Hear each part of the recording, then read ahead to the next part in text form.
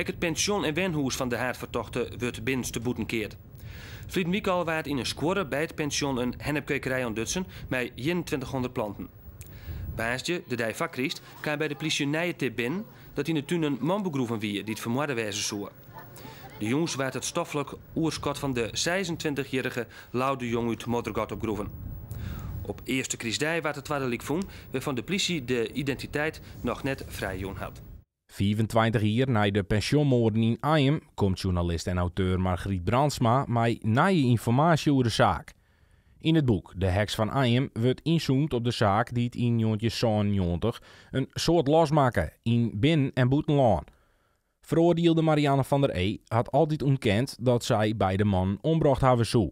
Als zij het niet gedaan heeft, dan moet er een andere dader zijn. En is het waar dat ze het niet gedaan heeft? Dat zijn natuurlijk van die vraagtekens. En kijk, ik zou nu heel graag willen zeggen, 100% zeker, lees mijn boek. Marianne heeft het gedaan, 100% zeker, Marianne heeft het niet gedaan. Dat antwoord geef ik niet.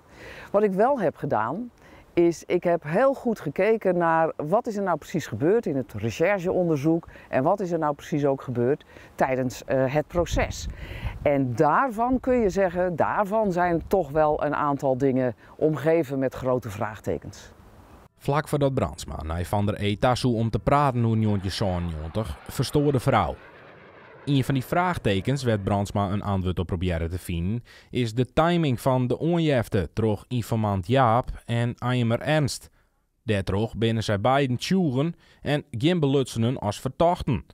Ik dacht, waarom gaan die twee mannen s'avonds om 7 uur naar het politiebureau in Dokkum en zit daar de politie kennelijk al te wachten, hè, want kerstavond, 7 uur, dan zal het normaal gesproken nooit zo druk geweest zijn. Dus ik dacht, daar klopt iets niet. En waar ik toch wel achter ben gekomen is dat die hele zaak eigenlijk al eerder is gaan rollen. Er is gewerkt met een informant, met een betaalde informant, die eigenlijk eerder al naar zijn contact bij de politie is gestapt, hè, naar zijn runner, verteld heeft dat hij wist van die moorden. Hij heeft ook dik geld gekregen voor die tip, 20.000 gulden toen nog. En die informant was, nou ja, laat ik het zo zeggen, niet zomaar iemand. Dat was een van de eigenaren van de hennepkwekerij die een week voordat de moorden aan het licht kwamen, is opgerold hier. Dus die had ook een heel groot belang. Dat hele verhaal over die informant heeft in de rechtszaak van Marianne heeft nooit een rol gespeeld. Wist de rechtbank waarschijnlijk ook niet. En dat kan natuurlijk niet.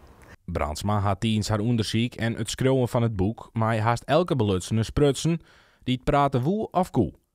Ook documenten waarin de zaak beschreven stond, zorgen voor een soort nieuwe insjoggen. Bovendien, de officier van justitie, verantwoordelijk voor de regionale inlichtingendienst, waar die informant voor werkte, heeft ook alle zaken gedaan.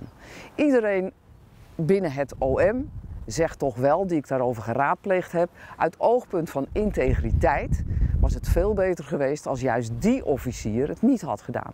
De betrokkenheid van een informant was zo groot, hij had het over moeten laten aan iemand anders.